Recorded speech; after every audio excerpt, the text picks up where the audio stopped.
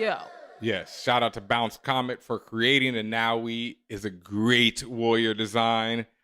If you've watched Lovecraft Country, it was one of my favorite moments, and we actually put Nowi in Nowi. We on put some Nowi. I thought that was the on some hardest exhibit line. shit. Yeah, That's the hardest line, Ben. When you put Nowi and Nowi. you know what I mean. Yeah. I heard you like Nowi, so we put some Nowi in your Nowi. We're just Exhibit. celebrating because like it's really amazing. I mean, you all that are listening give that to us. Like when we can see that we're making a difference in your life, when you share how much you enjoy us or your reactions and when we're talking about things, and then also to see other creatives like in our merch and people who are involved in the art that we like to consume. Like it's incredible. Yeah, It's absolutely and incredible. the reaction to Safe Negro Pod and to Lovecraft Country has just been so stupid. Like keep saying that. I mean, it's been amazing, yo. I just feel so good about it, and like what the discussions we had over the last 10 weeks, yo. 10. Shout out to Portia, me, you, and Tatiana. We all knocked out 10 weeks solid. You know what I mean? I really feel like honestly that we need to do like the first two, but Yeah, because we switched up the style. And that's just me being a perfectionist, but yeah, 10 solid weeks of, just some really in-depth, like deep conversations about so much more than just television. And I'm just so happy to be a part of it. Shout out to Germany. Yo. We had a listener from Germany shout us out, talk about how they don't get to talk a lot to Black people. Yeah. And, hearing us every week is like hearing their friends, and talking to Black people. And I know it's a lot of people, not just Germany, everywhere who feels that way. Even if you, are surrounded by Black people, you just feel like this is a family like we were talking about on the Safe Negro Pod. It's like, the ForAllNerds family. And we always talk about the fam, and all y'all are family. So thank y'all so much because the reactions, all the different talk, I mean, good and bad. And I think we need to talk about that a little bit, right? Ooh, I was just going to say, like, not everyone had the best time ever. No. And that's okay. Like, everyone doesn't have to like the same things. And also, let's be very clear. There is such thing as critique. Mm-hmm. And when you have a well-rounded critique with examples, yep. you've read the content, you've understood what's going on, and then you have something to say about it, that's critique. Yes. Simply saying, oh, this is trash and walking away, that's not critique. That's just being funny. But there's been some Lovecraft Country critiques, which criticisms or critiques, if we want to call it, which I actually completely expected. Yep. Because while Lovecraft to me is just phenomenal TV, phenomenal writing, all this other stuff, there are still things that I would have liked to see differently or handle differently or just approach a different way or not approach at all, i.e. Yahima. But, there was a New York Times article and some other stuff that we were reading that showed that they shared some of their critique, and a lot of it was okay, I hear you. That makes sense. Yep. Other stuff, not so much. No. Particularly the New York Times article, like I agreed with some of that approach, but another part of it I didn't agree with only because to me it was not necessarily based on what I don't know if they really quite understood the certain scene or the reasoning for things. Now, one could argue if you have to think so deeply about it that you don't get it, then maybe that's indicative of you not being clear enough as a writer. Potentially, but then one can argue it's like, to use an example from hip hop, right? A Kendrick Lamar album versus a Drake album, I would say. Both of them are dope lyricists to me. And they both do different styles, though. While Kendrick is something like, Damn, right? Is programmed where you can listen to it backwards and forwards and it tells a different story either way. That's some deep ass shit. You know what I mean? It's like, I listen to De La Soul albums from 30 years ago right now, and I'm still catching references in their lyrics that I never understood. You know what I mean? And that's good. Like, sometimes you want that, level of quality. And then sometimes you want something that's not so easy. Like, I enjoy Fast and the Furious, but then that's like, I also like movies where I'm like, oh, what's going on here and everything. So you got to have both. But my problem and one of my biggest things with, I feel like people are not understanding and not accepting, whatever the case may be, is that Black creators, and I had a thread on Twitter about this, Black creators, unless you're coddling to whiteness, unless you're just, it's like basically writing your characters as if they have no race, or if they have no knowledge of our reality of America that we live in. Unless you're just coddling into whiteness like that, you have to deal with so much more than what a white creator or someone coddling has to deal with when you Mhm. create. And that's what happened with Lovecraft Country, right? Like Lovecraft Country is attempting to talk about so many different things. They're talking about our history of violence in our own community to ourselves. They're Yes. talking about why we have that history of violence to our own community, because who inflicted it upon us. They're talking about the history of race. People talk about that, oh man, like a good friend of mine, I'm not calling by name right now, I'll wait till they on the show again, but they were like, yo, I feel like it's just straight preaching to me. Every episode, there's that moment where, here's the Black History moment and everything slows down so they can, run you a list of names. And I'm like, yes, but what people don't understand is that whiteness, let's say a show like Seinfeld, just exists in whiteness, right? And it's just accepted as the norm. And we don't realize how ridiculous that is. Or the even worse example, something like Friends takes place in New York and there's no black people. You know what I mean? And we just accept it. We watch it 8, 9 seasons. When it comes on a new streaming service, every time I see Twitter blowing up with black people talking about, oh my God, I can't wait to watch Friends again.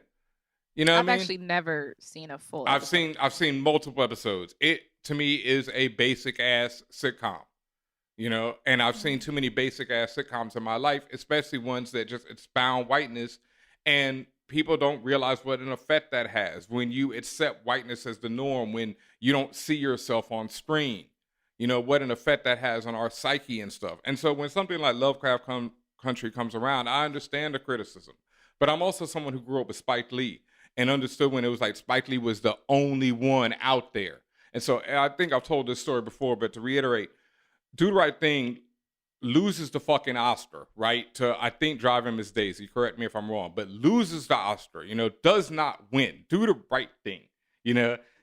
I mean, right? Like, Do the Right Thing, one of the greatest films I've ever seen in my life. And then black people criticize Spike because they were like, it takes place in Brooklyn, New York in 1989, and you don't mention crack once. And so he's like, what the fuck? You know what I mean? I lose the Oscar to this bullshit, to this oppressive nonsense. Sorry, Morgan Freeman, but hey, bro, that was on you. Hold that one. You know what I mean? So he loses the Oscar. And then the black people, they're still criticizing him because, he didn't talk about everything that black people. So then he makes Jungle Fever, which is a romance story, and to talk about black and white relationships. And he has to include this crack storyline in it. Mm. Which turns out to be one of the best parts of the movie, but it also makes the movie bloated, and everybody's like, oh, this movie's bloated, blah, blah, blah. You cannot win. I quote the Tupac line all the time. Niggas don't hate you for whatever you do. There's 10 rules to this game, but I'll share with you 2. Negroes don't hate you for whatever you do, and it's messed up, but it's also true. Like, there was a Mary Sue review of Lovecraft Country where they felt like the colorism between Ruby and Letty wasn't explicitly shown. But see, and the problem with that is, like, I thought, like, we all, when I say we all, us on Safe Negro High, we picked up on that and we talked about it multiple times.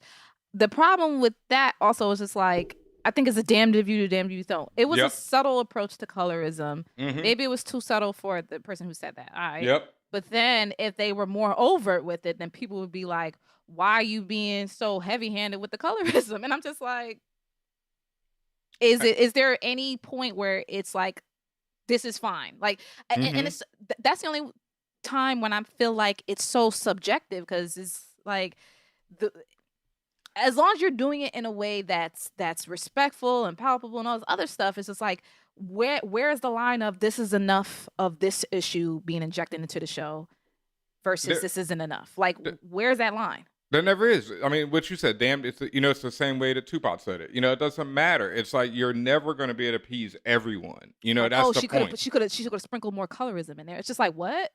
And then like the New York Times article, they talk about how the characters, how we don't get to see complex. And a lot of people, this is something that I've been realizing over the last few years, right? Because we push this thing, inclusion is revolution. You can get the t-shirt on our tpublic.com/store/ForAllNerds, but we push this idea of inclusion as revolution because we want to see characters that look like us, and when we want to see characters that act like us in complex ways. We don't want to see characters filled with tropes, right?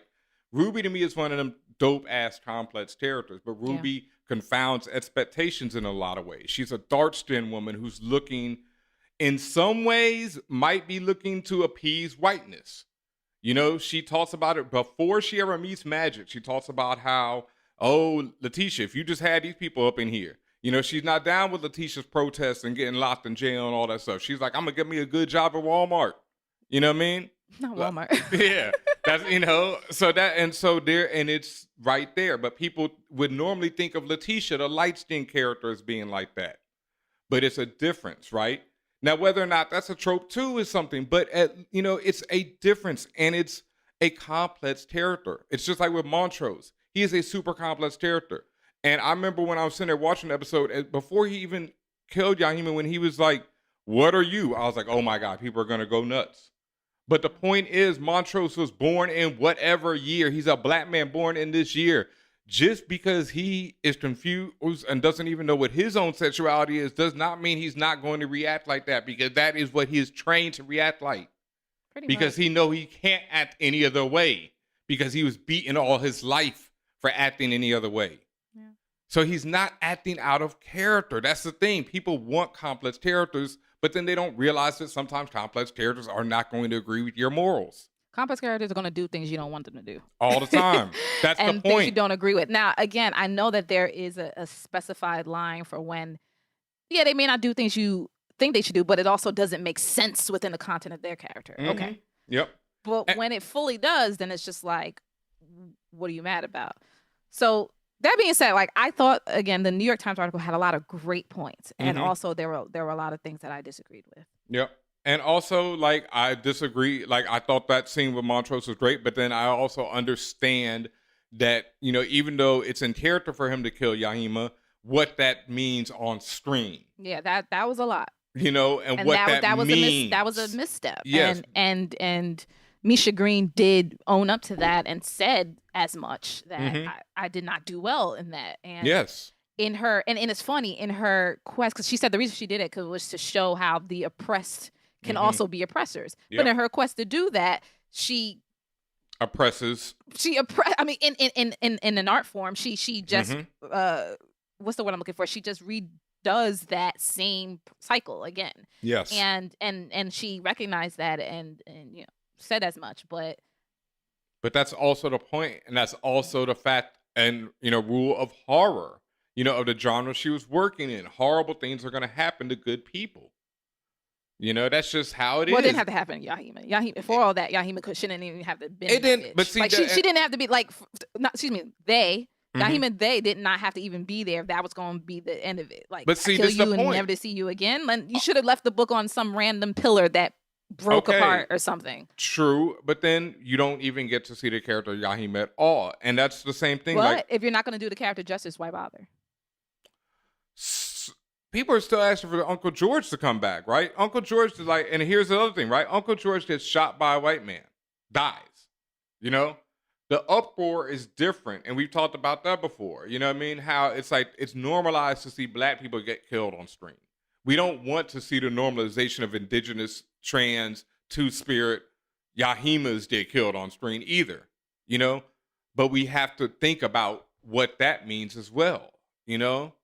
And the fact that we can accept that, and we should be accepted because it's a horror thing. People are gonna die. You know, it's not like it's the first black person out to go. They're all black. One of them gotta go. Also, though, can people and maybe in certain contexts, people are not going to die with dignity. But could you, when you introduce a two spirit being that is from a Yes. little, if never shown Mm-hmm. culture, Yep. and that's how you do them, like that wasn't good. You did them dirty. You did You Yahima did. dirty. You did. And at the end of the day, it was just, I fully agree. Like, that wasn't the way. I mean, I still feel like, you know, Diana killing Christina was a little like, but at Right, the same, that bothers you at first. And now to me, I had, first of all, Diana is me, because I was like, that's what the fuck I would have done. yeah, yep. But I was able to, it made sense in the context of the story and the rational, Mhm. and I was able to rationalize that on our last episode of Safe Negro Pod, which you should have been listening to. Listen to it now if you haven't. Yeah, and I was too. And, you know, we could go on all day about this. We've already gone all day. We've had 10 episodes of it. Make sure you check out the Safe Negro Pod. I mean, we got a lot more coming up, obviously. You're all waiting. So let's just get right to it. Right after this break, we are welcoming Mr. Michael K. Williams, Mr. F Yo Kids, Mr. Montrose F Yo Kids Freeman himself. Golden trash bag. Golden trash bag. The fifth all nerds. Yes. But Michael K. Williams is just a wonderful person. Wonderful. Wonderful person. Oh my God. So much more after the break. Just get ready for this and we'll be right back. Hi, I'm Professor Brandon Obunu, a scientist who studies genetics and epidemics, and when I'm not doing long division, I'm listening to For All Nerds. Hey yo, this is Danny Lore, and this is Vida Ayala, and we are Twin Speaks. And when we are not writing Ironheart or James Bond, we are listening to For All Nerds. Hi, my name's Genevieve King, and I play Jackie Veda on Netflix's Lock and Key. When I'm not cooking up new recipes in my kitchen, then I'm listening to For All Nerds. Hey everybody, this is Peter Ramsey. I am the director of Rise of the Guardians and one of the directors of Spider-Man Into the Spider-Verse. And I like to listen to For All Nerds with Tatiana and the great Benjamin. Hey, this is Hiro Kanagawa, actor and playwright, and you are listening to For All Nerds all the way. Hi, this is Lexi Alexander, and I'm a filmmaker and a writer. And when I'm not playing with my vintage toys and feeding myself and my dog, then I'm listening to For All Nerds.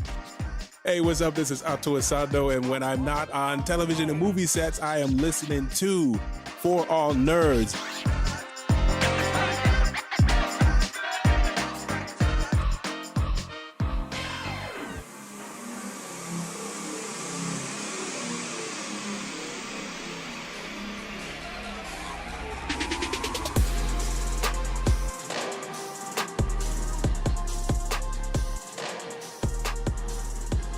And welcome back to the show, everyone. We know that you are still recovering from the finale of the first season of Lovecraft Country.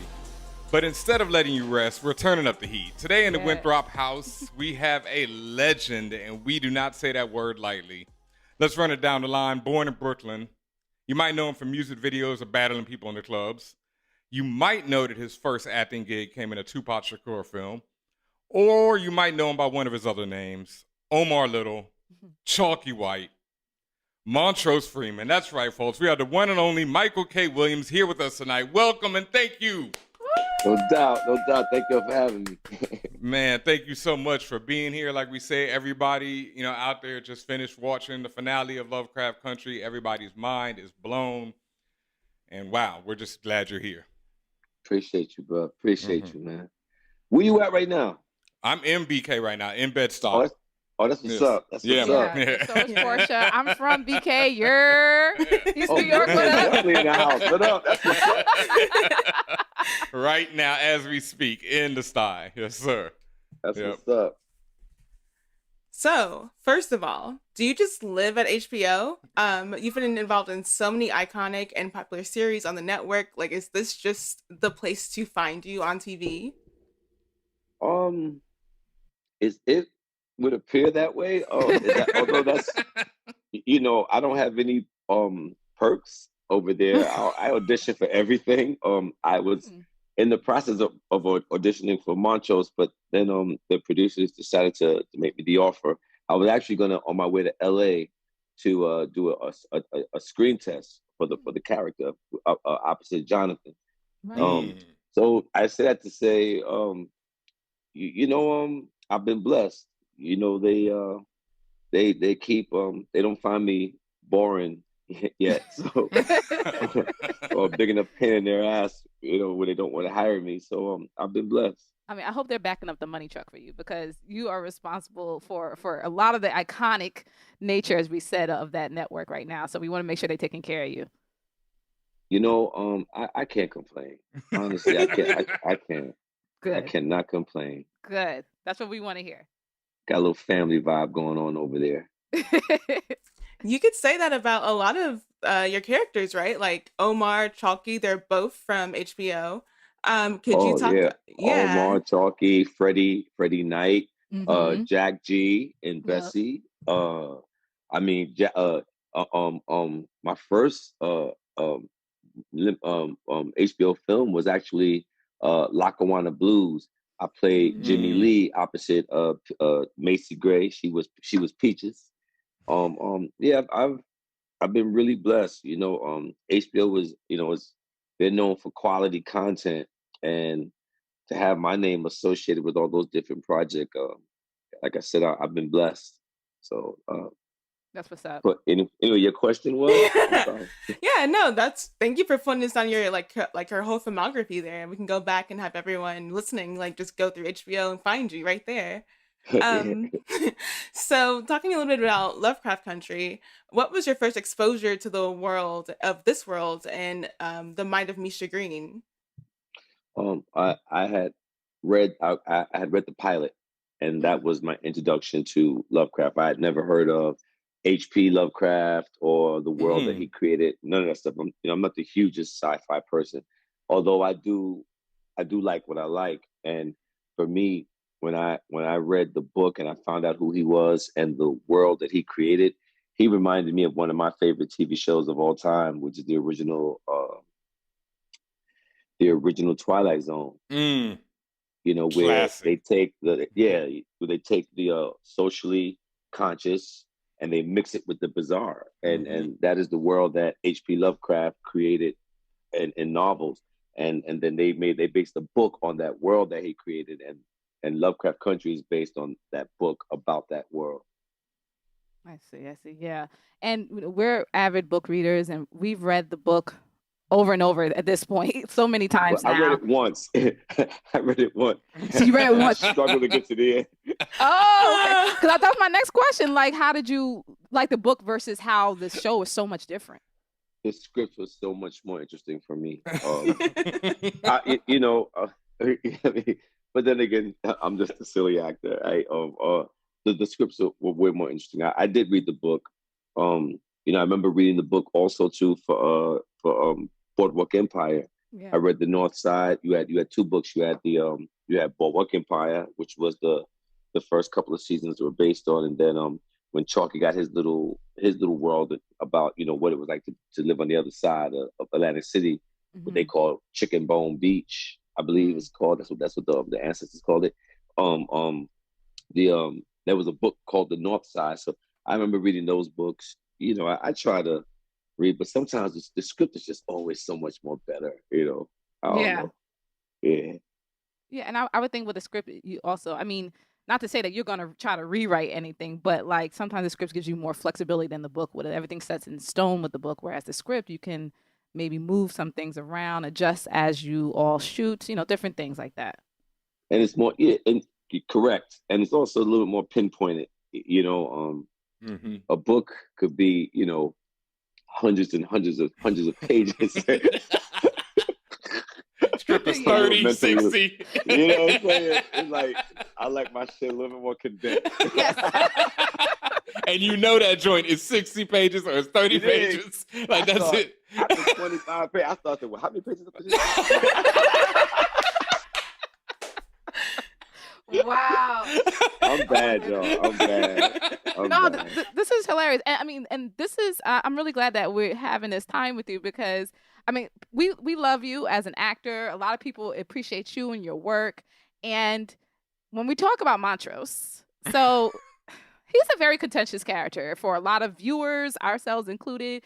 Like, we recognize him to be a man that he's full of pain, suffering, and he's misguided in his approaches, but he be trash to so many people. So it's, especially as a person who like, you seem very cool to us. Like, how do you go about portraying a character that's not going to have the biggest fan club? Hurt people. Mm. And I understand that. I know what that means. I understand what that feels like from being on both sides of that equation. And that's how I approach Montrose, his pain and his ill behavior towards other human beings, family members. I equate human personality at its basic form, I equate it with two analogies, and it's the belly button. You have the outie, and then you have the innie. Okay. Any personalities tend to take their anger and their frustration, their pain, and hurt themselves. Like myself, I'm an innie, right? And then you have outies who lash out at other people and want to cause other people pain. That's because it's from the same source. They're hurting, and I bring that. That's one of the main ingredients that I bring into the kitchen when it's time to create anything that I do. I recognize the fact that there's hurt and pain in everybody, and it's just how does each character deal with that, with their hurt and pain. Who's the outie and who's the innie? Right. I love that. And so Montrose is more of an outie then. There you go. Yeah. There you go. Kind of both though, because he be swinging too. Like Montrose is not afraid of that liquor. He You know? on the hand heavy. Heavy. Yeah, you don't want him pouring your drink in the club. That's all I'm saying. Do not. Oh my God. Montrose will give you problems. Yes, he would. Yo, all right. Now, you've spoken about how, like, you know, how like many black men, you know, you grew up without a father in your home. And what really gets to me about Montrose and everything is how you were able to capture someone who reminded me of so much of my own father. My father was in the home, but, you know, I had that history of violence to deal with. I had that, you know, a man who grew up in in the military. You know, I had that black man trying to survive in America.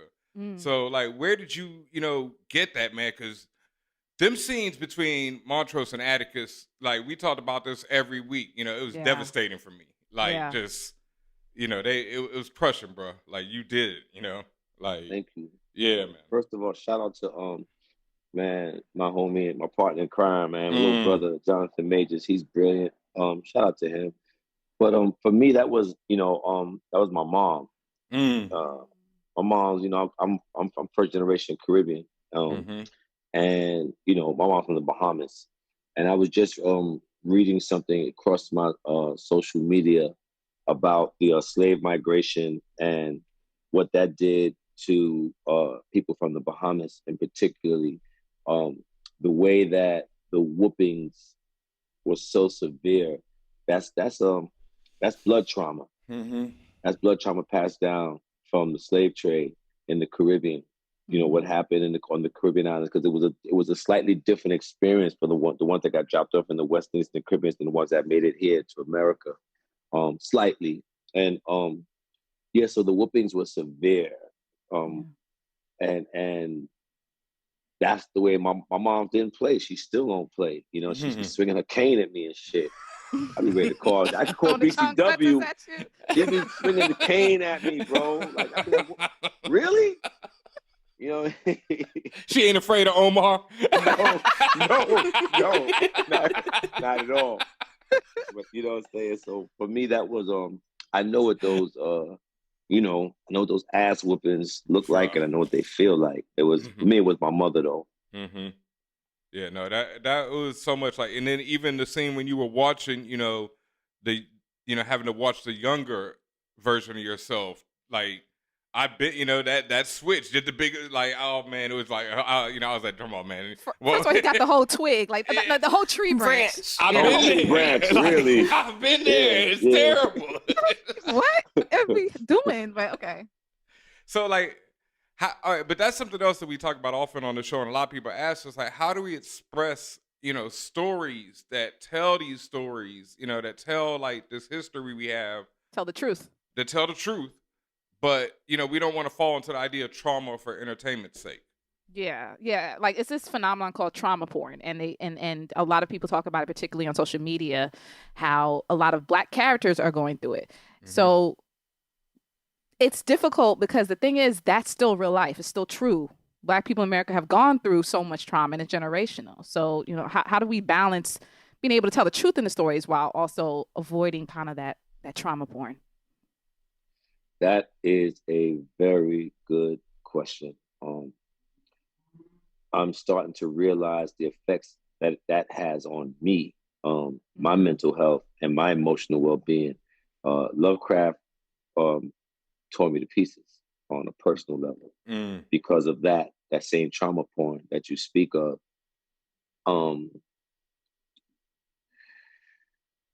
You know, Jay-Z has a lyric in one of his songs, you can't heal what you never reveal. And it is time for us as Black people to start looking, because we laugh about.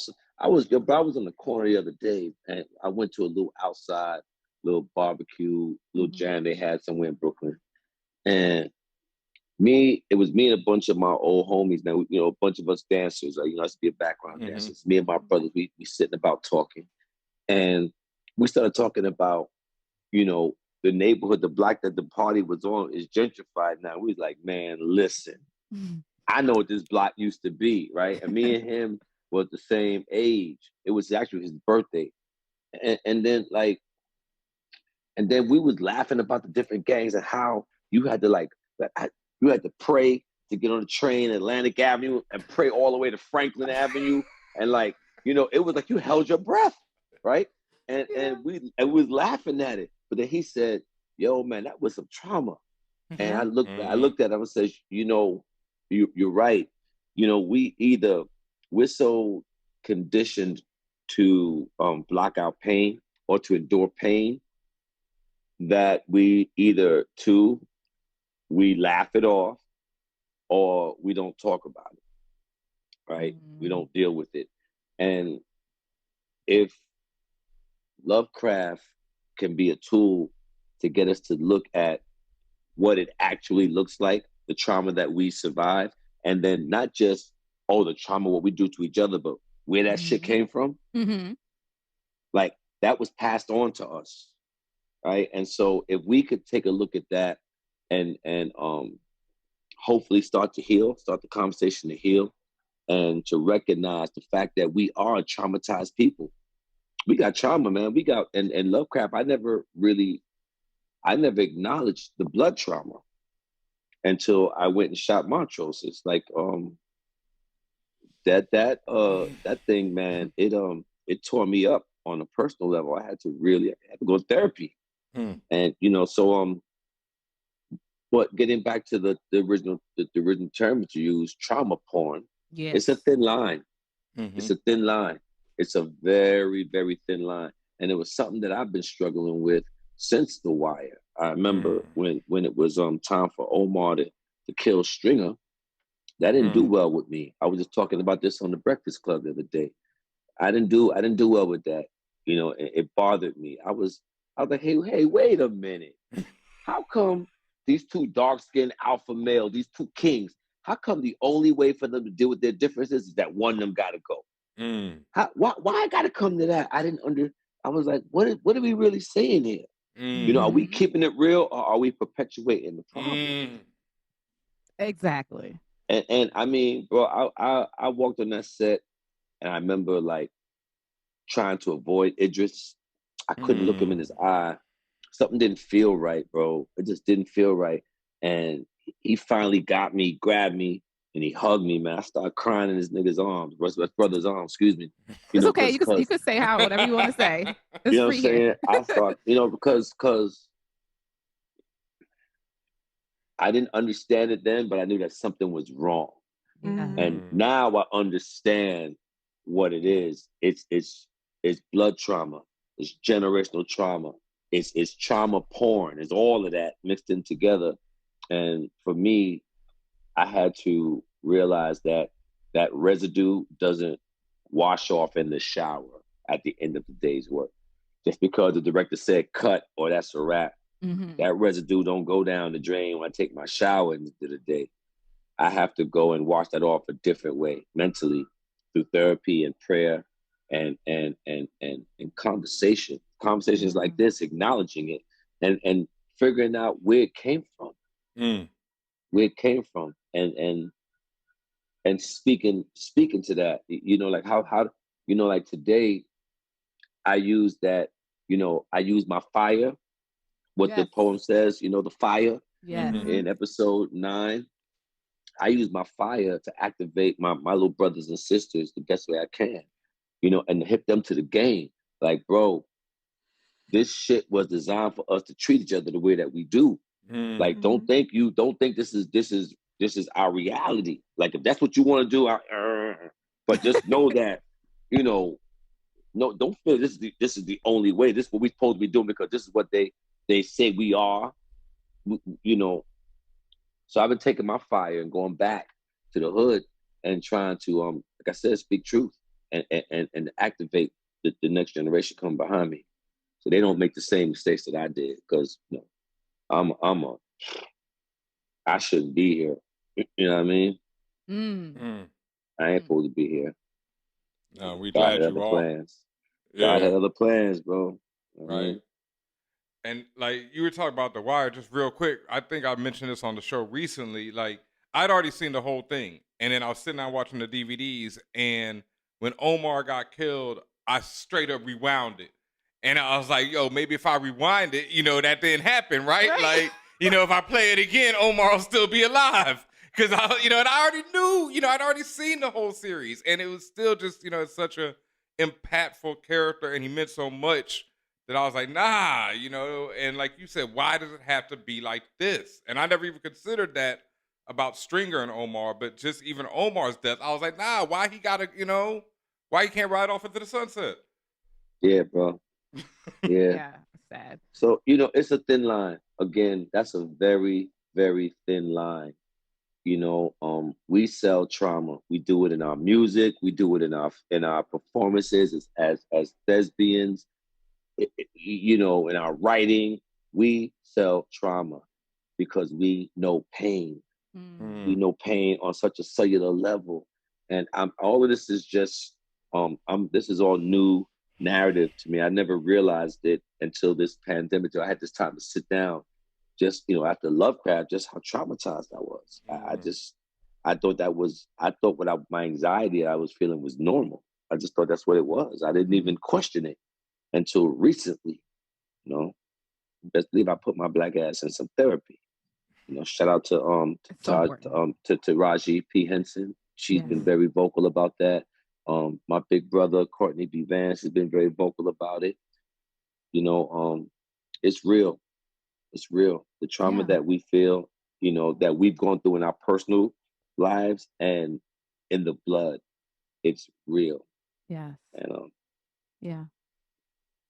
And I'm really glad you mentioned therapy, because that's really instrumental in our healing and ongoing therapy, because it's not like it's something that you just do once and you're fixed. Like, it's they liken it to how you tune up a car. Like, you always got to get the oil change. You got to rotate the tires. Like as a human being, you also have to keep yourself up. You have upkeep. You have personal upkeep, physical upkeep, but also mental upkeep. So that's why it's very important that you mentioned therapy. So thank you for saying that. And, you know, you mentioned a lot about the different pain that people have experienced, especially if you're a person of color, and the fact that we see this in shows like Lovecraft Country. And particularly in this season, we did see what Misha expressed later as sometimes even the oppressed people can oppress another group. And there is a scene where Montrose makes a decision to end Yahima's life. And Yahima was the multi-spirit being. And, you know, with the show, we've learned a lot about different cultures and approaches to life, and you know, just how much different people think because of colonization and things like that. Understanding yourself as an actor and everything, you know, what did you personally feel about the reaction to that scene? That scene of Montrose, killing her, and that aftermath of how everyone felt, because it was a lot of people were upset. A lot of people were upset, and Montrose, all he knew, it was one thing and one thing only: I am going to protect my son from this dark magic. Nothing good can come of this. His understanding of that magic was that it was bad. It was no good, and it was going to cause harm to his family. And his brother on his dying wishes was, Montrose, take care of our family. And that's what he thought he was doing. Like it wasn't like he was being fake when he told Atticus, I'm proud of you, son. You were a man out there, and, you know, in spite of me. That was the truth. Yeah. And that's what made him go and slit the young lady's throat, because he was like, nah, I can't. It's like, I can't have you messing with this magic. You on the right track now. You found the answers. Leave this shit alone. And in his mind, he was doing the right thing. That's why he didn't fight back. He knew that Tick would have been livid when he found. That's why he sat there. Montrose could have bounced after he killed that woman and cleaned that body and cleaned up the murder scene. He could have bounced, but he stayed there in that room, and you notice he never swung back. It ain't like Montrose couldn't have swung back. He purposely took that ass whooping because he said he'd rather, in his mind, I'll take this to protect you, even if you hate me, even if you to take out your rage, your anger on me, I'm gonna take that if it means you stay the fuck away from this magic. This black magic. And that was his intent. That was all he cared about, was protecting his son. Nothing more, nothing less. Oof. Yep. Yeah.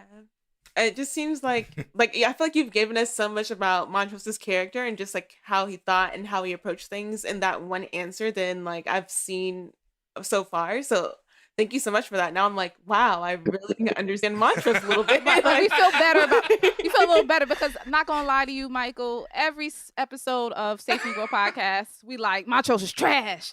Don't deserve Sammy.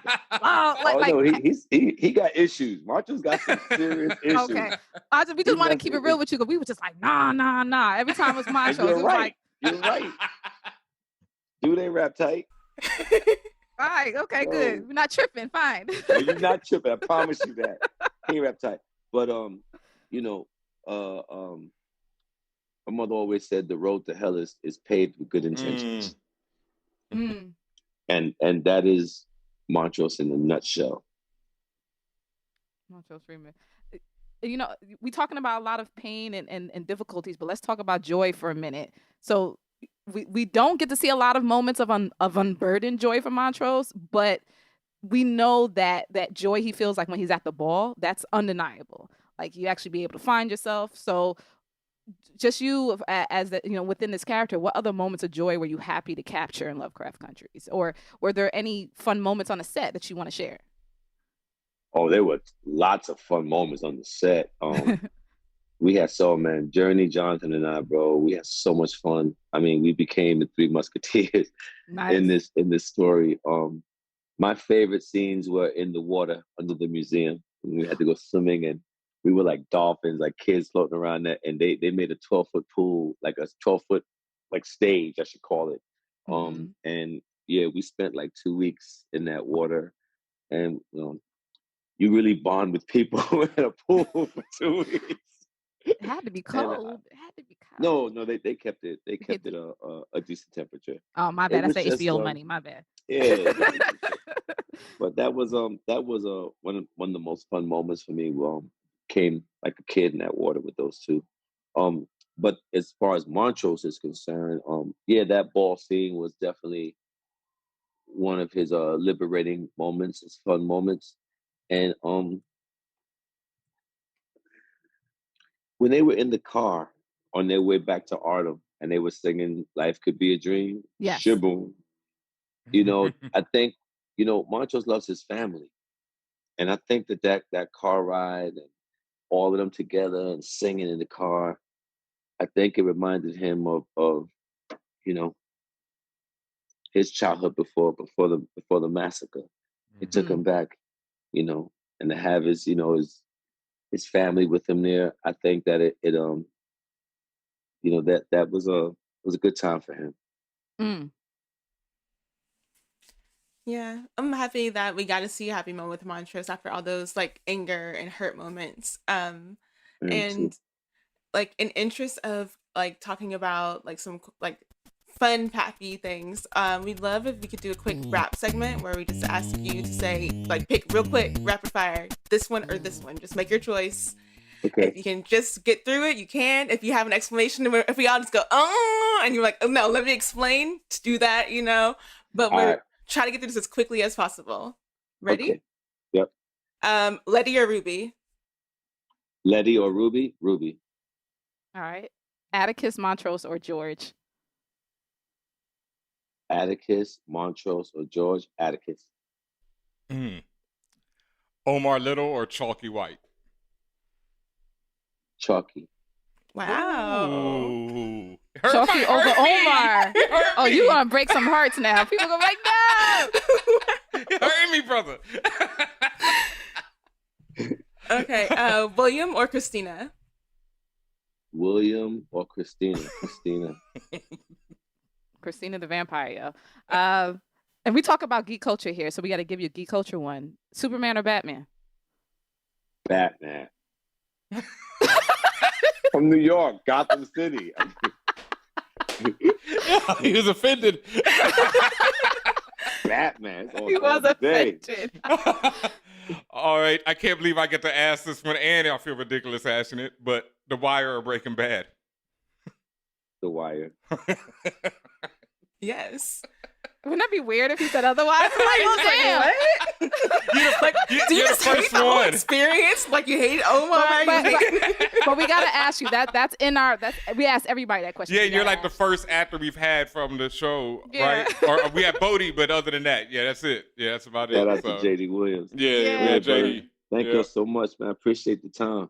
Oh man, thank you so much. Thank you for joining us and all that.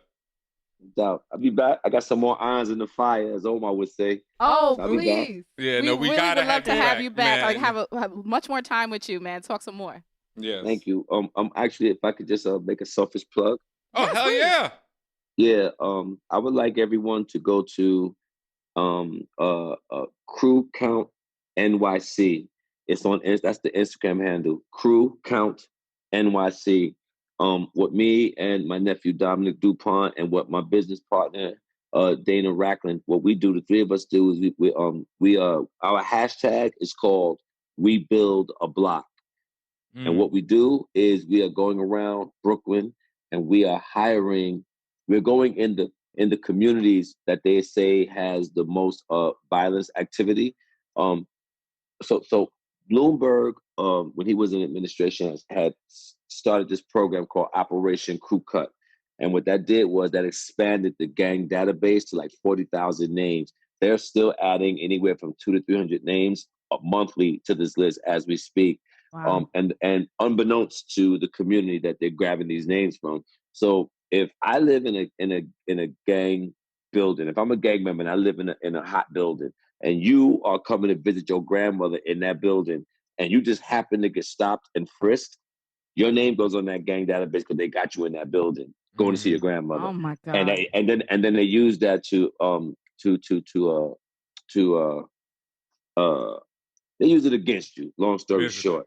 So what we did was we called our program Operation Crew Count, and we go in those same communities on those same blocks that they was gathering up names, and we are paying the young people in the community to activate their block. We set up the tables, set up the food. We got a marching band. Shout out to the Empire Marching Band. They are the best thing coming out of Brooklyn right now. They are so dope. The Empire Marching Band, look them up. You will not be disappointed. We bring them out. We bring out a jerk oven, and we have a party, man. We put up on the block. We did our first one on St. Mark's in Bed-Stuy. The second one was in the Howard houses in Brownsville. The third one, we going to my hood, the Vanderbilt. Now it's called the Flatbush Gardens. I'm a Viet head, right? We going to East Flatbush. That's gonna be our third one, and it's every dime. Everything you see, we pay for it ourselves, man. There's no city funding. We raise money for this. So I just, if you could put some ears on that, man. And it's, we're not stopping with November 3rd.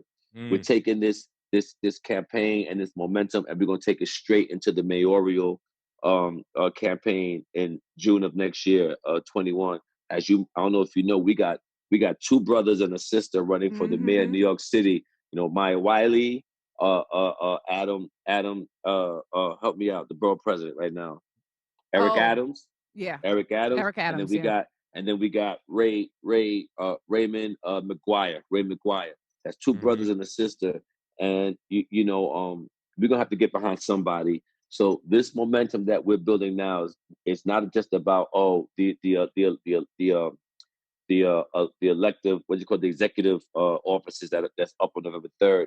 We're gonna take this momentum and we're showing our youth and all of us, our community, because I'm learning myself. I didn't know all of this stuff prior to doing it. You know how important it is to make your voice, to hold people accountable on the local level. Know who our council members are, who are shout out to our public advocate Jamani Williams. That's a brother, and that's the office under the mayor's office. We need to educate ourselves as to what these local positions mean, and more importantly, who is holding them, and then we got to hold them accountable. So we're not stopping this momentum after. In fact, we're gonna double down after November 3rd and keep it moving, because we're right here in the city, and it's all about we got to change home before we can change any place else. Absolutely. Thank you for sharing. So it's called it's Crew Count NYC. That's the Instagram handle. Please, yes sir, yes ma'am. Thank you for that. We gonna blast this out, man. Don't you worry about it. Yeah, no. Thank you. Appreciate We're all about civic engagement here. So thank you for doing it. And I'm glad just as a person that has a platform like yourself that you're working towards this, and that you're cognizant that it has to be an ongoing thing, not just a one time. Yes, ma'am. Thank you. I don't know if you know Reggie Osei, Combat Jack. His son is running. He passed away, but I was the DJ for his podcast before. That's my brother, and his son is running for city councilman in NYC next year. So we all about which it. Borough? I'd have to. I think in Bed-Stuy. I mean, or one of the boroughs. Okay. Yeah. Because he's a native. Let You me know know. what I mean? Yeah. We'll definitely reach out, man. We'd love to work together with this whole movement you're doing and all that, man. Please. Appreciate you. All right. Y'all have a good one. I'm Professor Brandon Obunu. This is Danny Lore, and this is Vida Ayala. My name's Genevieve King. This is Peter Ramsey. This is Hiro Karangawa, This is Lexi Alexander. This is Atuwa Sado. and you are listening to I am listening to I'm listening to I like to listen to. I'm listening to. I'm listening to. We are listening to For All Nerds.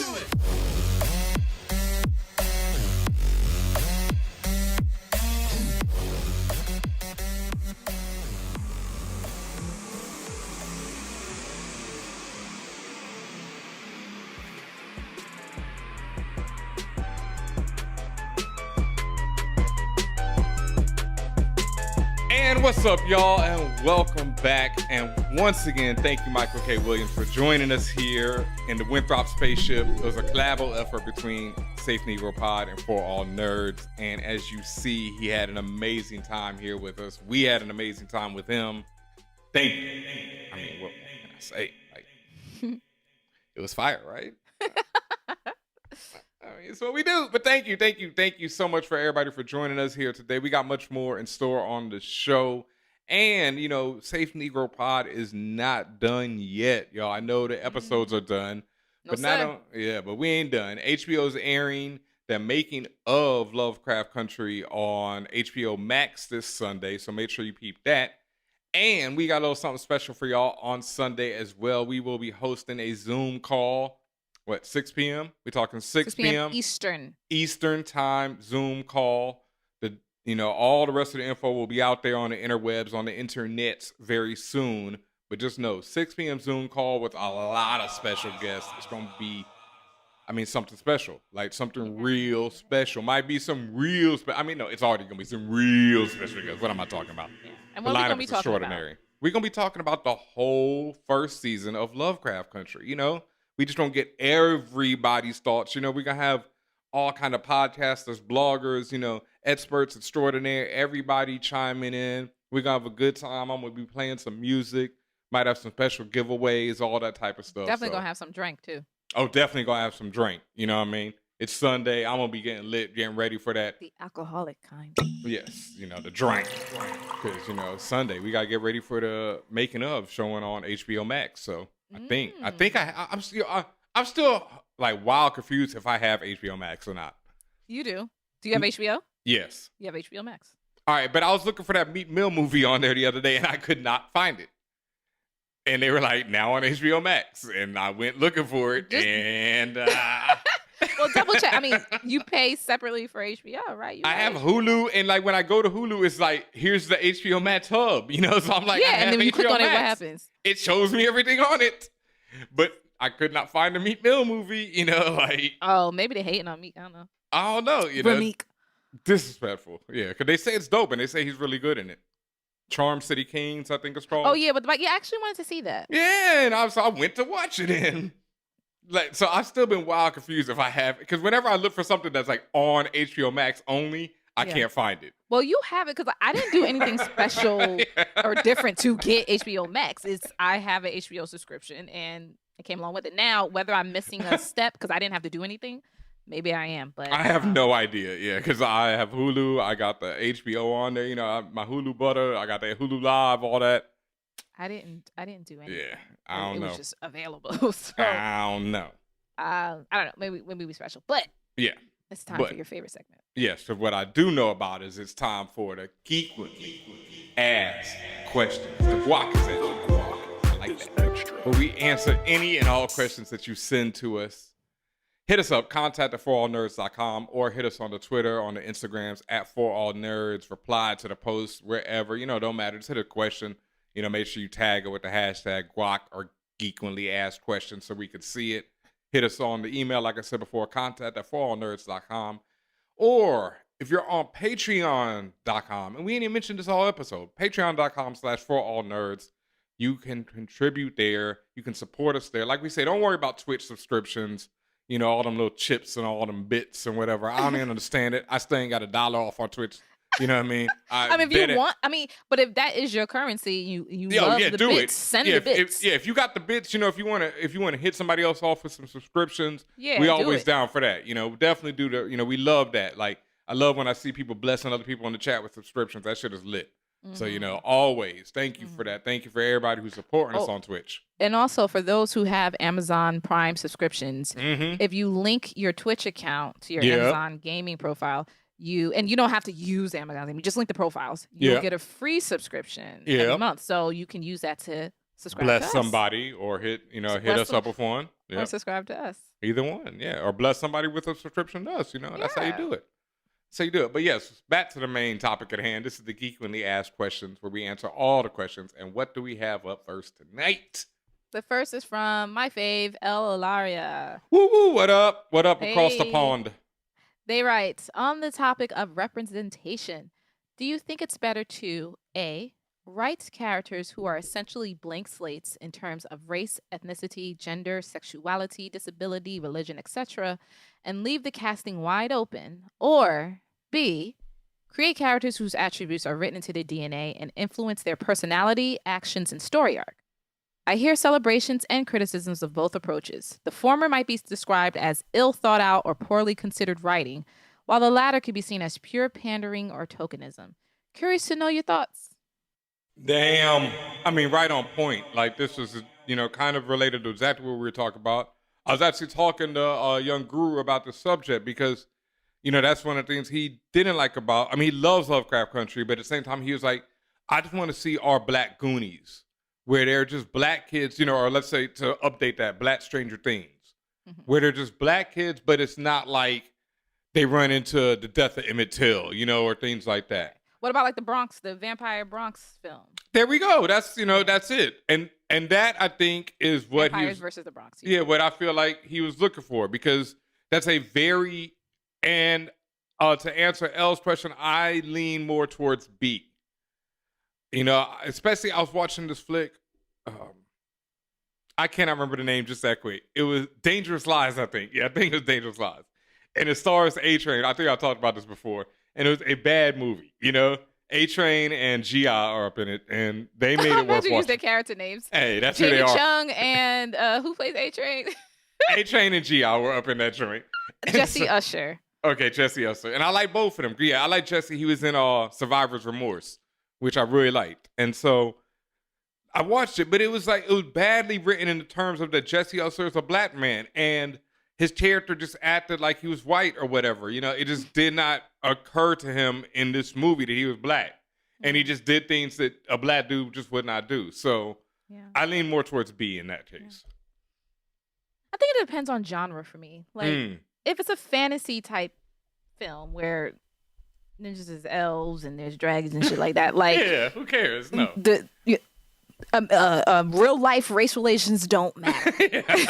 Jesus. Like, I don't want to see him in that. You know like what you I mean? have pointy ears, 6 feet tall. Like, real life race relations don't matter, and that shouldn't really be a factor. However, if it's something that has any tie to anything in the real world, particularly, and not necessarily fantastical, then yeah, I fully expect, like, I would, if I see a Black woman on screen, I fully expect her not necessarily to act like me, but to have some of her, the way that she goes about the scene or life or whatever, be informed by her Blackness. Yes. Like, there's just certain things, at least, and I'm only speaking from a Black American woman, there's certain things I will not do, because being as a Black woman in America, I've experienced X, and I know it only results in Y.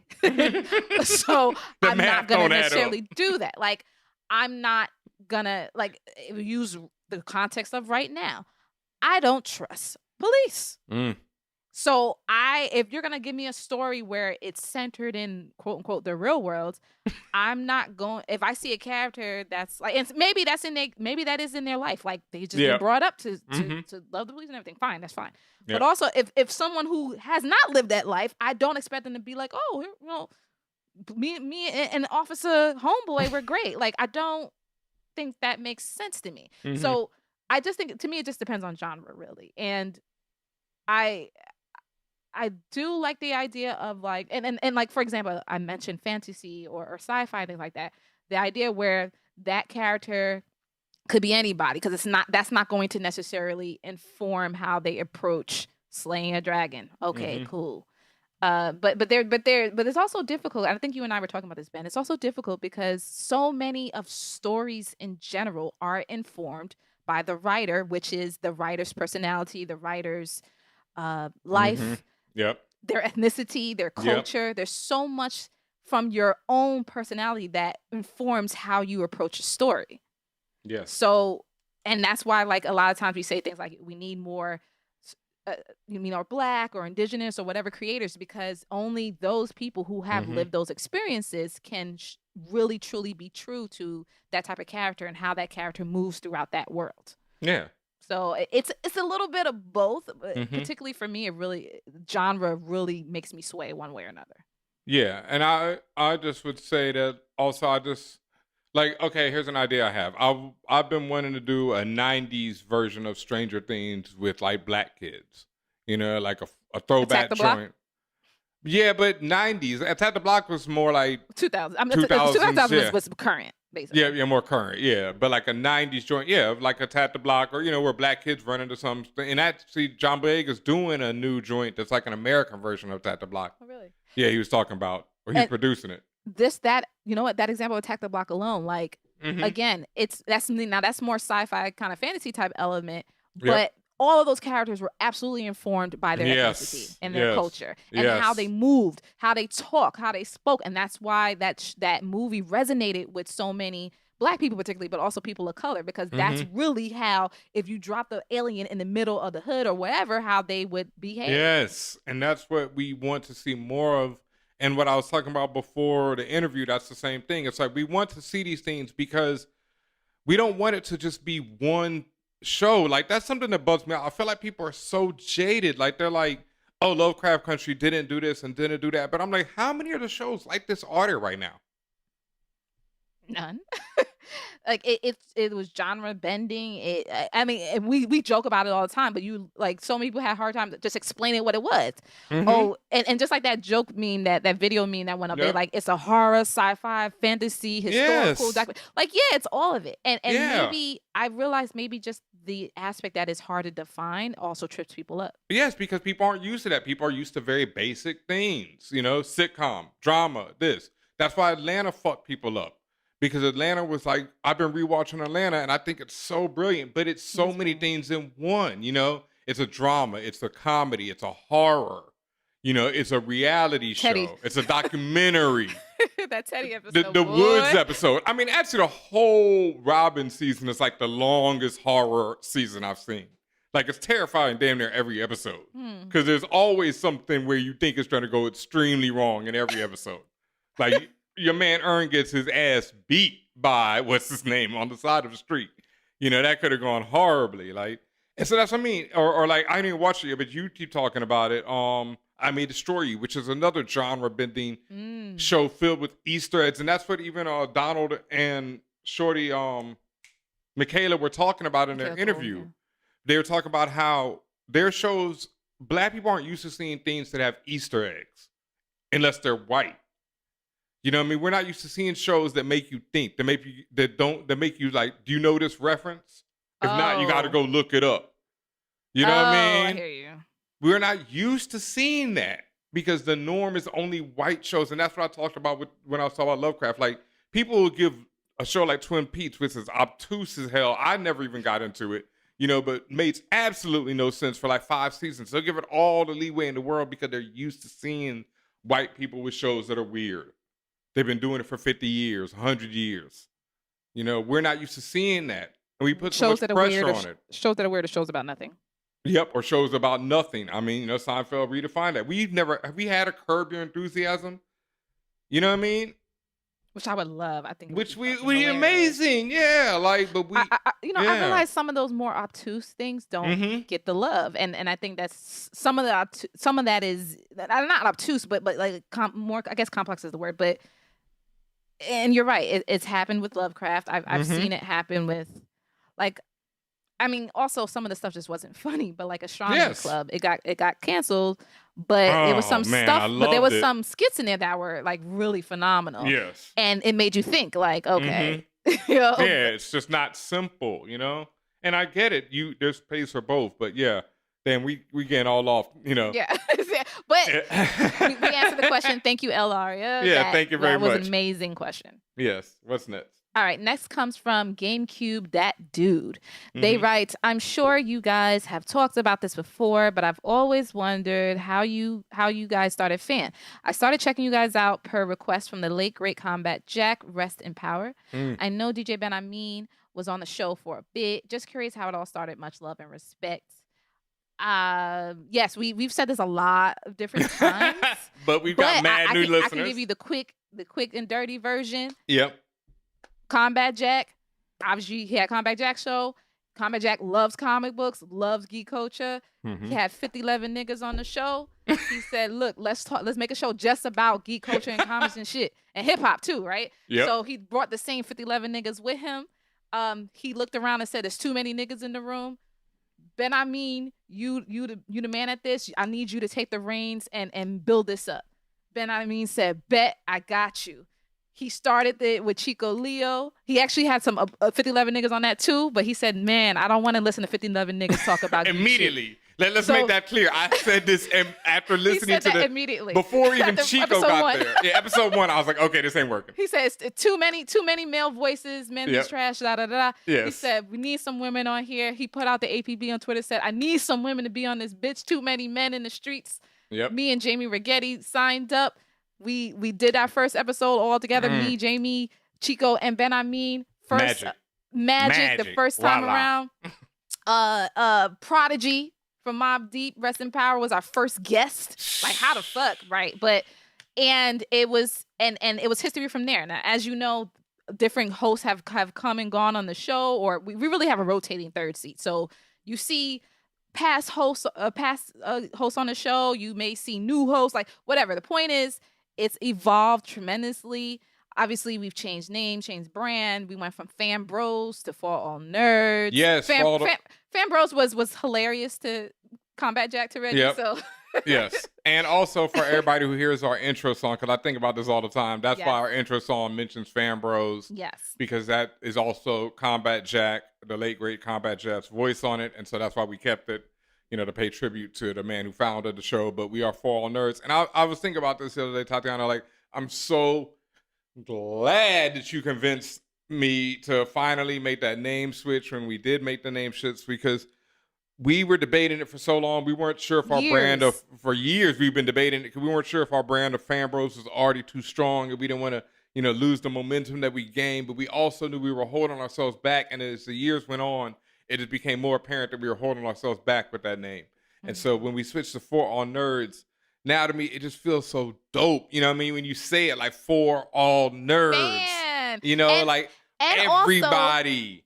Everybody. And also Fan Bros, the fan was always there. Let's be clear. Fan Bros has always been an acronym. And the fan part always stood for All Nerds. So it was just a natural jump. But long story short, that's how we got started.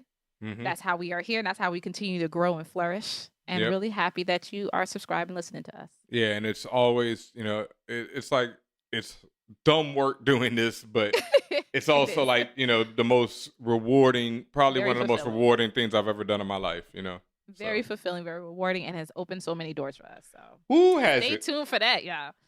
Yep. Okay. The next question comes from JShep831. HU, you know. What up? They write, what is a comic storyline that you want to see on screen that hasn't been done already? Either animated or live action. And here comes the AKAs. Uh-oh. Shep, AKA Half Smoke and Barrel. Okay. All right. DC Half Smoke, all right? Yep, and Barrel, I like that. Great film. Yeah. AKA Black Saw Jim Duggan. I mean, from Hacksaw, okay. From WWE, you know. but what the black, because he's black? Yeah, I mean, when, you know, I know Jay Shep like in real life. So. Yeah, obviously, you know, it's just like black Goliath, you know, like you just blacken it up. Yeah, why not? Yeah. I really like Half Smoke and Barrel though. Yeah. Oh. Okay. What's the comic story you want to see on screen that has been done already? Wicked and Divine. Red Sun. What didn't that came out, didn't it? They animated. We know it came out. They did this year. I didn't watch it. Damn, I forgot. Jesus. It did come out this year. That's why I lost my fucking mind. I forgot. It's already out? It came out in February. And then it came out on Blu-ray and shit in March. I'm watching that tonight. Actually, literally right when the pandemic really that's what happened. Hot. That's what happened. I'm watching that tonight. In the story, I'm watching that tonight. Yeah. What did we say? Oh, Wicked and Divine? Absolutely. Oh, man. Paper Girls. Oh, yo, they started casting today for Paper Girls. Brian K. Vaughan posted it on his Instagram. Yep. Yay! They started casting for Paper Girls for the Amazon Prime, and I think that's live action. Yeah, I'm 100% sure that's live action because he was actually asking if anyone knew people who looked like them or was the perfect one of them, you know, to send them on. Yeah. Oh, that's amazing. Yeah, so that's already on the way. Saga, I've heard different things now. I've heard that I thought it was in development for like years. Yeah, animated because it's too expensive to do a live action. It's, you know, still at this point, to do a long form series that would cost them too much money. Too much more than American Gods? Hell yeah, you got to do all. It's like as CGI comes down, you know, but that shit involves like giant space babies and stuff. More than Lovecraft? Giant space babies that blow up planets. You know what I mean? There's a space baby that Lovecraft spits at planets. A Cthulhu being killed by Jackie Robinson. And it looked good.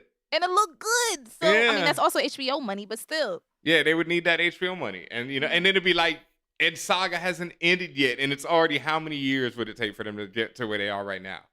Technically, Game of Thrones wasn't ended, but here we are. So that's not an excuse. Right? That shit would end like right where Saga ended. Like if Saga took a break, I'm not gonna spoil anything, but it took a break at 50, I think, and that's where the series would probably end. It'd be like, oh well. Right. It'd be like, well, that's the end of the story. Let's move on.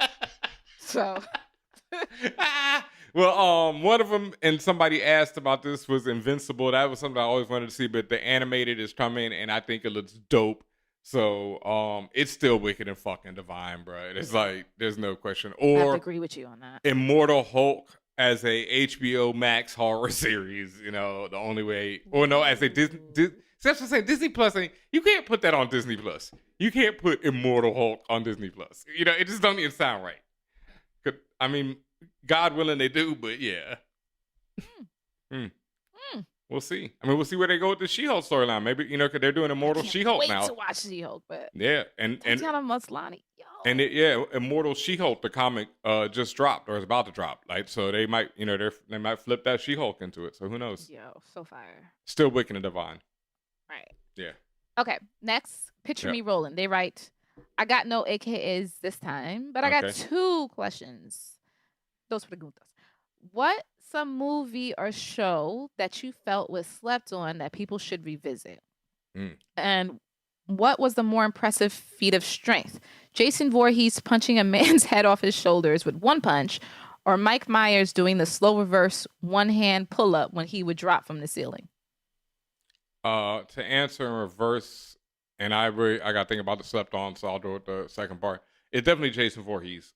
Just for the hilarity of that scene. Look it up on YouTube if you haven't seen it. Just thought, like, literally knocking someone's block off. Like, Yeah, it's fucking hilarious to me. It's so good. It's on Jason Comes to New York or whatever that movie is called, but he goes to New York. Never watched it. I just imagine. I've never seen it either. I've only seen the clip on YouTube, and it's just amazing because it's like this. It sadly it features a black man, and the black man does like this whole like, oh, I got you, Jason. He's like it's a boxer or whatever, so he does some footwork. And shit. Yeah, I mean, like Apollo Creed. Yeah, like Apollo Creed. He does some footwork, and then I think he hits Jason with a bunch of punches, and then Jason just stands there, and then just like wham, and his head goes flying off. That is absolutely ridiculous. It is. Is it 80s or 90s? It's very. Oh, it's 80s ridiculous. It's out of control 80s ridiculous. Late 80s ridiculousness. So yeah, I mean, Michael Myers is great, but no, that was just yeah. What's a movie or show you felt was slept on that people should revisit? I know it never got to finish, but Underground. Underground was just so fucking especially good for people who aren't getting what Misha's doing on Lovecraft. Oh my God, Underground was so good. And that's why I'm like, once Misha was announced, I was like, oh, this shit's gonna be fire. Yeah, we good money. Yeah. Yeah. Ooh, yeah. Find that shit. Put it on that Plex, truth, underrated show or movie. I felt like I talked about a movie, and I had to revisit my memory, but I felt like there was a movie where I'm like, nobody cares, and it pisses me off. I mean, I always talk about Hollywood Shuffle. I think that might be underrated to younger people, So I always feel like people should peep that, especially black people who want to understand what Hollywood is all about. Hollywood Shuffle by Robert Townsend. It's just one of the greatest films you'll ever see. It's one of the funniest films you'll ever see, and one of the most deep films about what goes on in Hollywood and what we have to deal with being there, and what it means to our psyche. Like consuming Hollywood. It's just so much to it, and it's also just brilliantly funny. So, right. I mean, I could give y'all underrated anime all day, but underrated like shows or movies. The Wire season 2. Wildly underrated. Underrated. Again, when I revisit it, maybe I'll feel better. I really did not like it. I really did not like it. I know, but I think it's just that shock. Because if you let the characters, the Zabowskis, whatever their last name is, it's a sad season, and I know it's white people, so you're like, oh, fuck them. But when if you like, see, that's what I'm saying. If you're like me, I was like, damn, because it's a fucked up tale, what happens, and that's what I mean about The Wire, where it's so dope, because it'll introduce you to these characters, and then throughout the season, it all falls apart for them, and they revisit some of them, but the main family you only see in season 2, but it tells a complete story of their life, and then it affects everything else. Yeah, so Wire season 2 is highly underrated. Just tweet me so we can talk about this more, because I'm sure I'm gonna have things in my head. Yeah, I can't think of any that are like. Yep. All right. I actually really like. Do you think Nightcrawler got a lot of acclaim? I like. It got a lot of acclaim. Did it? Okay. Yeah, I think it did. Like critically, people love Nightcrawler, and I think but what about like seen it? Yeah, if you haven't seen it, Nightcrawler is a really weird movie with Jake Gyllenhaal. Jake Gyllenhaal. I also, like I told you before, you got to go back and see Donnie Darko. And that's like a cult classic. So a lot of people love it. But if you want to see Jake at his weirdest, it gets no weirder and iller. And a movie that talks about fate and time. And like, especially all the stuff I've been talking about on on Safe Negro Pod for the last 2 weeks about fate and like decisions and where your, life is leading you and how only God sees everything. Yeah, Donnie Darko. You need to see that film. Yeah. I really liked District 9. That was big though. Yeah, but I felt like a lot of people people just forgot about it now. It's just I mean, being in South Africa, I'm like, why didn't you have like a black lead? But I still like District 9. I know there's lots of white people in South Africa. I know, but Okay. Yep. Next and last comes from Philip Winslow. Oh wait, what's my show? Queen Sono.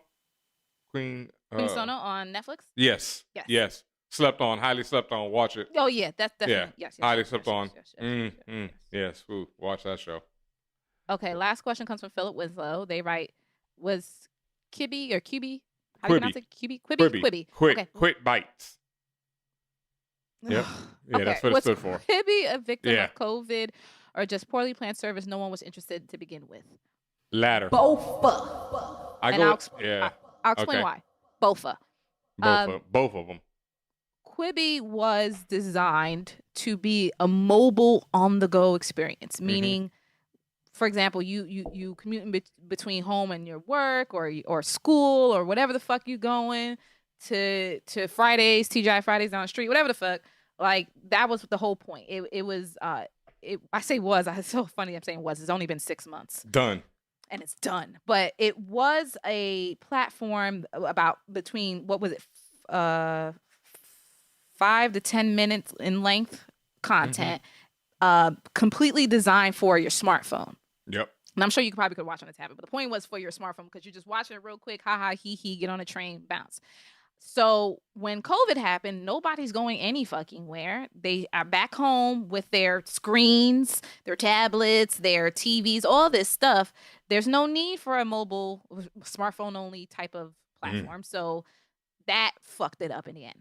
Yep. But what really fucked it up was it was a poorly planned service. Yes. One, and this is what I believe, they just did not have the blockbuster content they needed to stand out and to be viable in an ocean of streaming services. They are one of fucking like 120 streaming services. Yeah. There was another $4.99 on top of whatever else you're paying for your Netflix and all for your other shit. That shit wasn't free? No. Wow. Now they may have let you see a show or two for free, but if you want to see the rest, you had to pay the streaming. That wasn't free. No. What were they thinking? So the content wasn't all that. There was nothing that pulled you in. Like if I ask you right now, if I ask you listening and you bet I mean, what name a show on Quibi? I just heard about this one, the game show, like Gay, and I just heard about that because the dude was talking about today? it when they got canceled. You heard about it today? Yeah, when it all October 21st, 2020. Yep. When the thing launched 6 months ago. Yeah. And that's my point. Yeah. You either heard about it or you didn't, or you heard about it way too late. And that show with the white woman with the golden arm that everybody was talking about, because she was dying because she had a golden arm and she wouldn't take it off, and it was like terrible but funny, and that's why people were, hopefully I can find that somewhere and watch that. Maybe, but the point was like maybe there were some gems there, but you didn't know it was there, and it just I'm really not sure how it was really marketed. Besides, like I did see a lot of ads on Twitter and shit like that, but. Where else? And also because you had to pay for it, there's so many platforms where you can get the same short form content for YouTube. Free. Yeah. TikTok, Instagram, IGTV, like YouTube, like they weren't differentiating. And then they're dope too, like TikTok. All these young kids on there doing all them dope ass movies and stuff. Geniuses. Yeah, like I'd rather watch that for free than watch somebody, Steven Spielberg trying to do a 5-minute movie now. Like, nah, fam. Like, nah. And also I don't even know it was like Steven Spielberg, if you want to say caliber. I don't even know it was Steven Spielberg caliber They had some big names on there though. They did. They they backed up the money truck. And that's true, because they raised $1.75 billion as a startup. And still that money was just getting dumped into production. And all that stuff. Yeah. However, it just was not catching on, and it was poorly planned and poorly timed. Damn, you know what, fam? I'll be honest. Someone had a connect over there when they first jumped off, and they were like, "Yo, you got to get ForAllNerds on there." I mean, obviously, we would have took the money, but we would have made it happen. But yeah, it would have been quick. It would have been quick and quick bite. And you know what? Kudos to everyone who got their money, and even though it's over, they still got their money. Yep. So salutes. All right, I think that's it for the geekly asked questions. As always, make sure to send them in. Hit us up, contact at forallnerds.com, or on the Twitter, on the Instagram at forallnerds, and hit us with any and all questions that you have. And before we get out of here tonight, is there anything else we need to talk about other than this new Mandalorian trailer, which I was kind of unimpressed with? I was unimpressed by my Baby Yoda. I mean, I'm that's always always good to impressed see. with- Yeah, I'm it's always always good impressed to with see Baby Baby Yoda. Yoda. It looks good. Don't get me wrong. It looks good. I just did not see Ahsoka. I did not see Captain Rex. I did not see things I need to see at this Actually, I point. think the first trailer was better, just in terms of Yeah. hype factor, because like you said, you saw this shadowy figure with the hood in the corner who ended up being Sasha fucking Banks, like from WWE. Like, I just think it was more exciting, trailer one. And there was too much of the shop trooper who I've just now lost. Yeah. That's all we need to say over there. Yep. But get out and vote, folks. Make sure you get out and vote. Send in your ballots. Do whatever you gotta do, but make sure you get out and vote, please. Also, the Animaniacs trailer, which is coming out on Hulu on November 2nd, premiering on Hulu. That looks November good. 20th. Oh, 20th. Sorry, reading that wrong. November 20th on Hulu. That looks good. That looks good. And I was actually a little bit surprised, just because generally when you do reboots, it's just like, oh, here we go again. But they did bring back the original voice cast. Yeah. Love Rob Paulson. He plays Pinky from Pinky and the Brain, and Yakko Warner, the tallest one, the taller one. And it's still like, and maybe they brought back the same sensibilities of their writing style from back in the day, but the trailer was very quick-witted, funny. Like, I actually laughed out loud. That blacklight joke, that was they went hard right away. That blacklight joke, I was like, wait a minute. I laughed, but right. I was just like, oh, y'all skating on thin ice. But I think that's what makes it Animaniacs work. That makes it work. And I also think, like, now that I'm an adult, because when Animaniacs was on, when was it on? Like early 2000s, 90s or whatever? Late when it was 90s, on, I was still too young to get a lot of the inside jokes or the more mature jokes. Yeah. But now as an adult, I see it all. And it's hilarious. So I'm actually really looking forward to watching. I wasn't really necessarily checking for it before, but now I'm checking for it. Yeah. All right. And real quick before we get out of here, because I love to do it, it's time for some Comics I Copped. That's right, Comics I Copped. That's COPPED. Make sure you use that hashtag on all social media, because this is where we talk about all the comics that we've been copping, reading, buying, all that good stuff. Anything new, old, does not matter. Actually, I'm trying to make, I'm doing a project right now. This is kind of comic related. I'm going to cover my DJ table in comic books and then lacquer it over. How are you going to pick which ones? Wicked and Divine.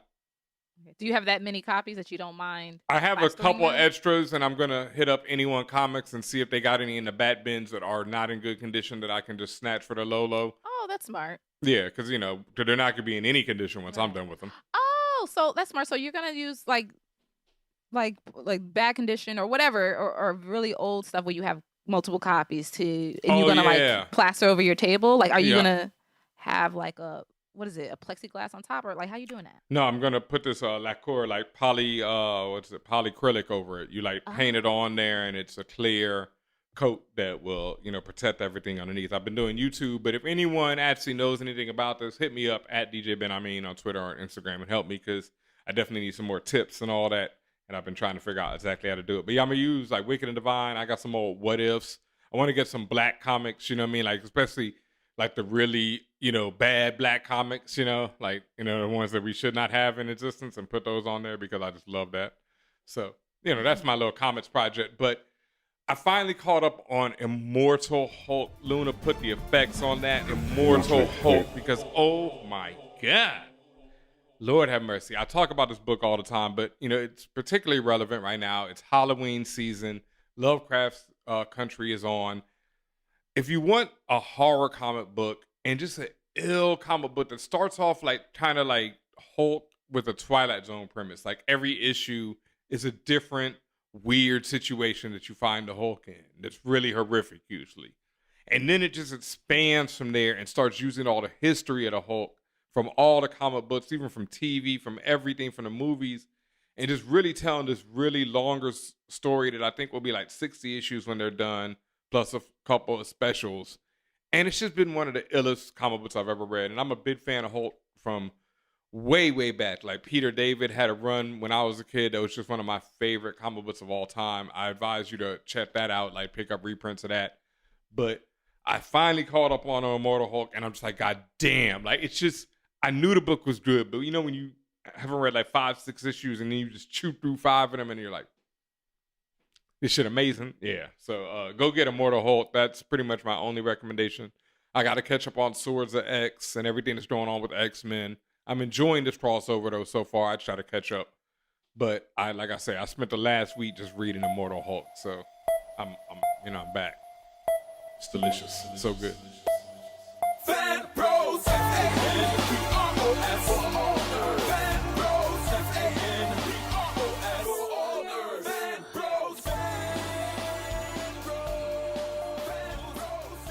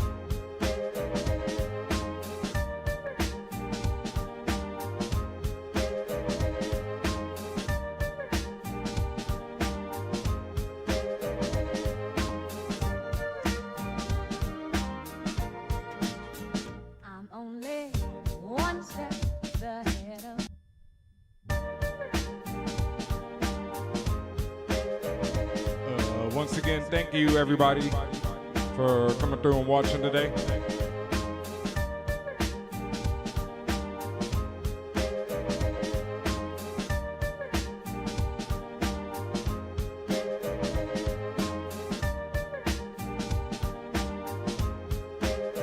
Thank you for everybody who's subscribed. Make sure you follow either way.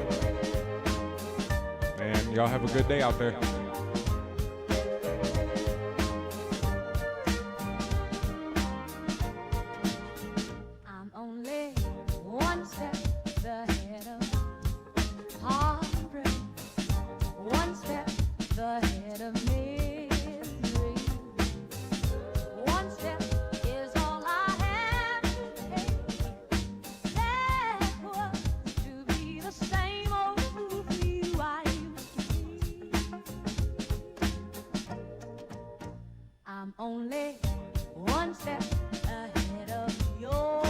Let me see if anybody else is live and I'll go raid their channel.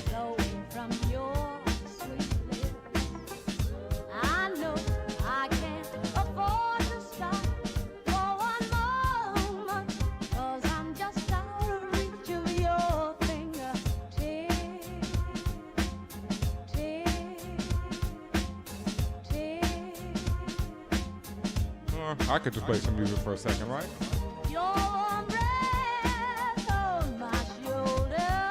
Why not?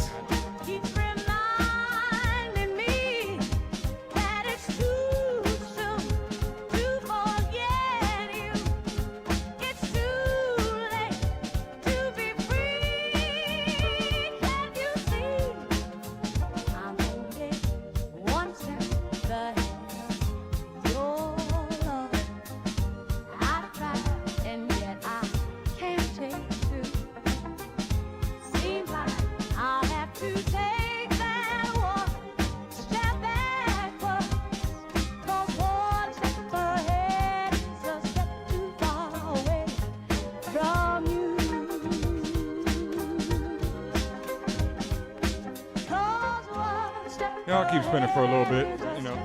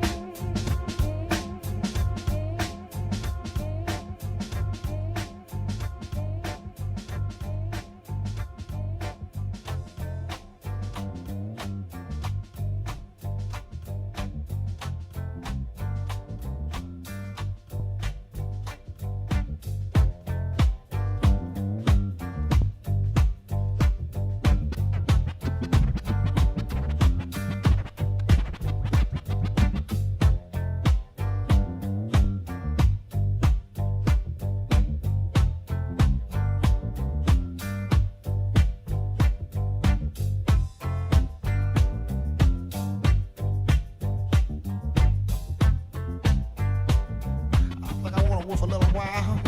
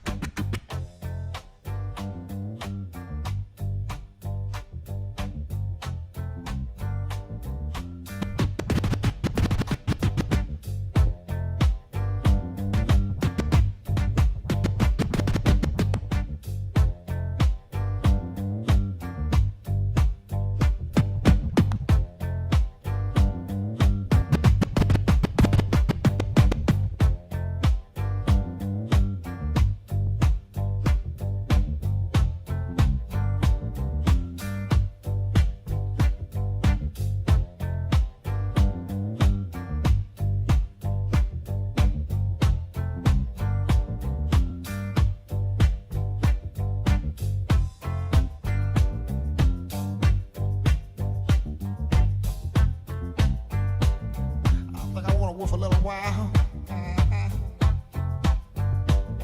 Wanna tell you about an old man I know.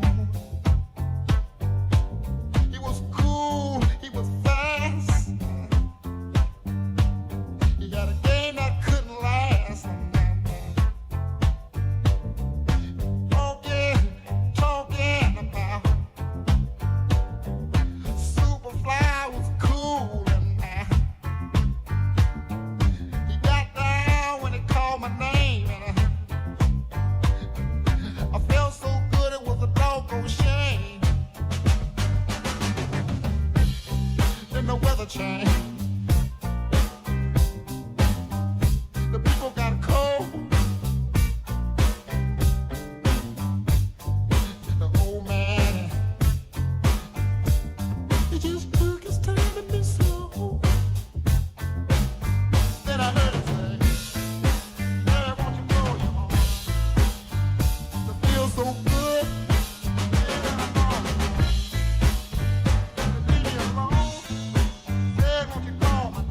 That shit's tough, right?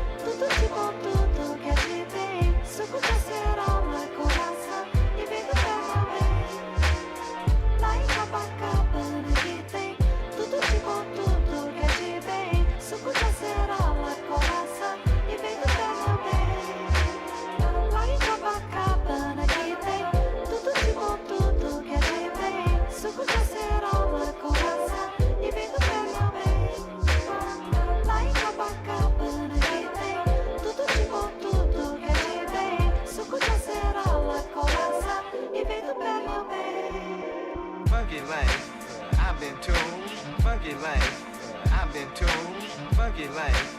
I've been told all it glitters. Funky life. I've been told funky life. I've been told funky life. I've been told all it glitters. Take it over. Take it over. Take it over. Take it over. Take it over. Take it over. Now why you wanna go and do that, love, huh? Now why you wanna go and do that, huh? Now why you wanna go and do that, love, huh? Now why you wanna go and do that, huh? Now why you wanna go and do that, love, huh? Now why you wanna go and do that, love, huh? Now why you wanna go and do that, love, huh? Now why you wanna go and do that, huh?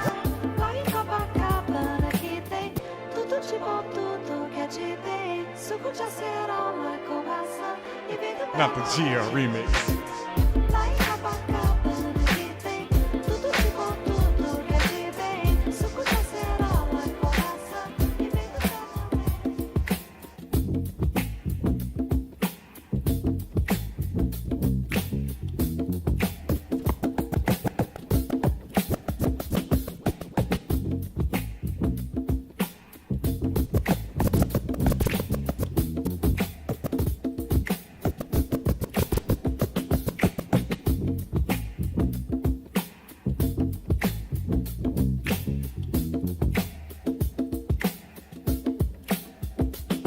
Once again, thank you everybody for joining us today. Make sure you hit follow, you know, all that good stuff. easily. Slick as you can, easily. Easily. Slick as you can, easily. There's a man coming into town. He don't wanna know that he'll be around.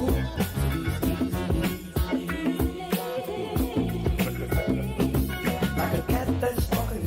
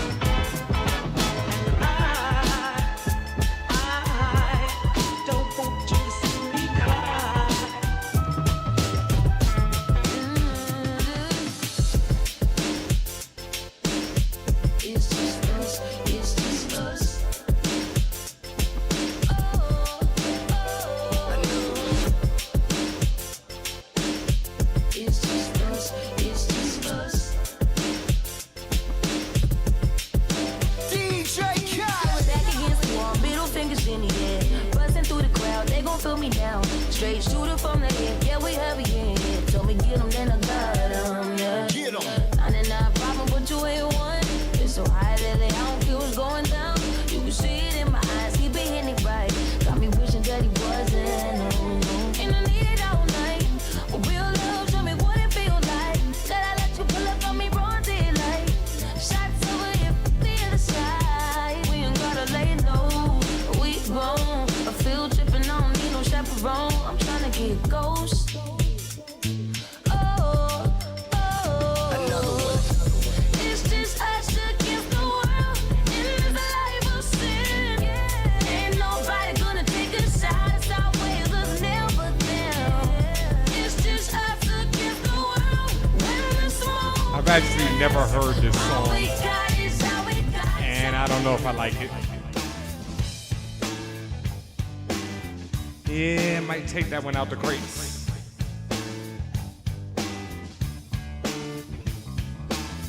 Getting born in the state of Mississippi. Papa was a copper and the mama was a hippie. In Alabama, she was swinging a hammer. Price you gotta pay when you break the panorama. She never knew that there was anything more than gold. What in the world does your company take me for? Black bandana, sweet Louisiana, robbing on a bank in the state of Indiana. She's a runner, rebel and a stunner. On the mirror way saying, baby, what you gonna? Looking down the barrel of a hot metal 45. Just another way to survive.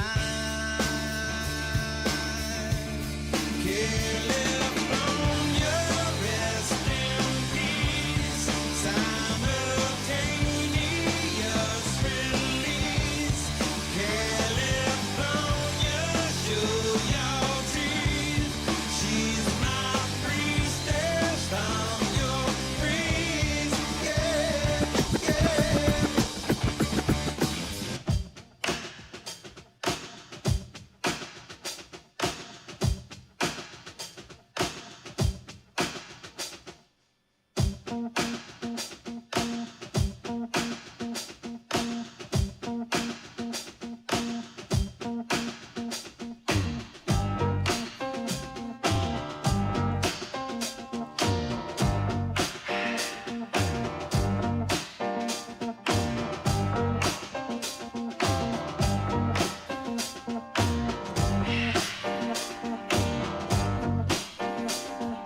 So here together, baby, we're all alone.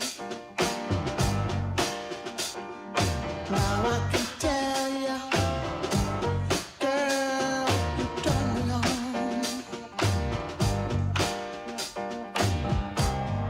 I get lifted up.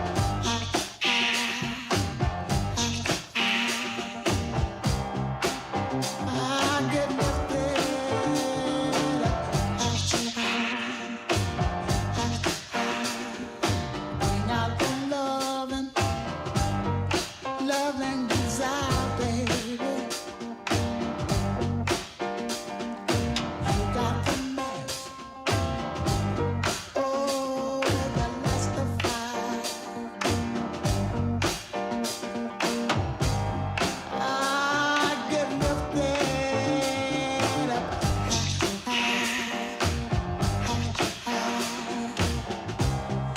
I get lifted up.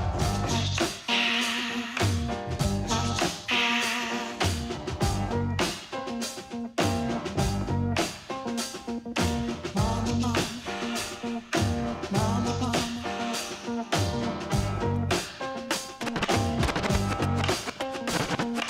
Mama, mama, mama.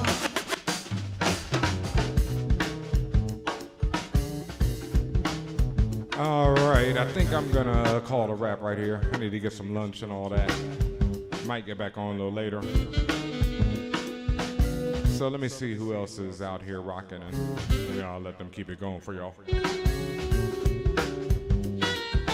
Once we have the knowledge and self as a people, then we could be free and no devil could ever enter the boundaries. I stand in the center around all these sounds I see. Blessed are lives that I found the key. That's how we be. We are by no means ashamed of our cultural background.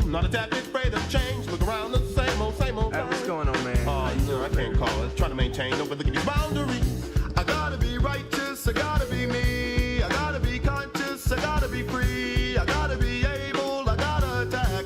I gotta be stable, I gotta be black. Who is that surrounding me? Enemy, you crossed the wrong boundary. Poof, wicked witness, wizardry. Disappear from here and end up in the tree. Cross the wrong boundary. Yeah, so once again, thank y'all for joining me today. Yep. Once we have the knowledge of some people, then we could be free and no devil could ever enter the boundary. I stand and listen around all these sounds I see. Blessing all that I found the key, that's how we be. The sharpshooting wizard, but not a grand dragon. A chop off the block, but my pants ain't sagging. Got a strong ass grip, but my name ain't money grip. Like Gladys better when she sang with the Pips. And when it comes to strength, I'm surely of the stronger. And when it comes to death, I pray my children live longer. Payback's a bitch, that's why I never borrow. If the push comes to shove, I do a stick up tomorrow. With the group thing over and my flat top gone, I'm living kinda lovely, only a law above me. Proving that old time axiom, birds of a feather flock together. Know where I'm coming from?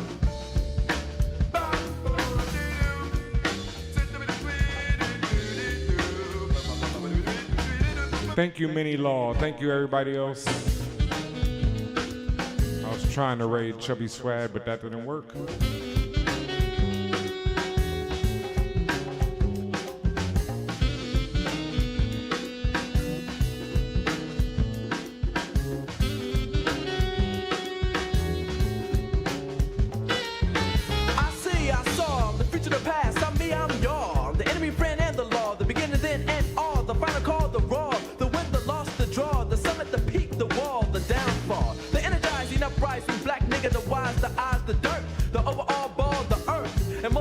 The birth of a new generation of blackness, and we're forced to set our boundaries.